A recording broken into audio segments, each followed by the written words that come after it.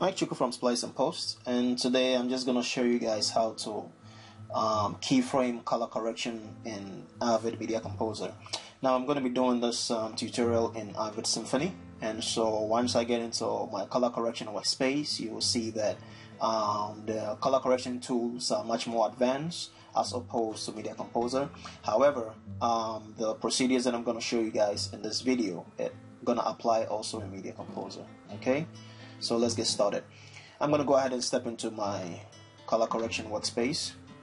Okay, and I just want to create just give this a crazy grade because our character here is shown as the angry face, is angry, and I want to just create something crazy. Alright, now the way you could add keyframe to color correction is basically you have to basically treat your color correction. Even though you are in a color correction workspace, you would want to use the effect editor to add the keyframes. Alright, and as you can see here, there is really no effect that is created on our segment yet. Alright, so for an effect to be created here and for Media Composer to be able to use the effect editor to basically edit that effect, I would have to create a quick grade to this. Alright, I'll have to do something basically. So I'm just gonna take my shadows here and just crush it down a little bit, and as soon as I do that, I have this green here, so it's just basically telling me that an effect has been created. And surely enough, if I step into my effect editor, there you go. Okay, so now I have these here, so I'm just gonna go and show my keyframe graphs, and here we are.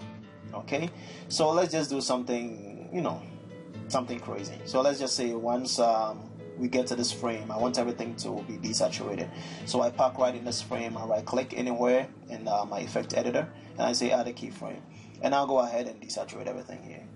Okay, and I'll go all the way to the end of my segment, beginning of my segment. I'll right click, add another keyframe, and this time I'll just add some saturation in there. Okay, not too much. So now when I scrub through, by the time it gets here, it desaturates. Okay, I could just play it so you could take a look at it.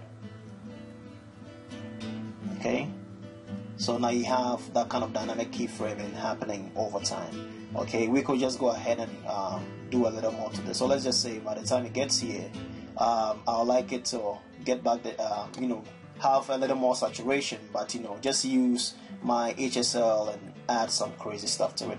So what I'll do is maybe between this keyframe and around here, I'll like it to be the same keyframe. Okay, so in order to do that now, okay, what I have to do is park right here, and I'll just right click and say add another keyframe, and over here this keyframe is going to basically inheriting the same values that we have, so I'm not going to do no changes to this. Alright, but I'll come here, maybe around here I'll make another keyframe, and over here I'm just going to do something different.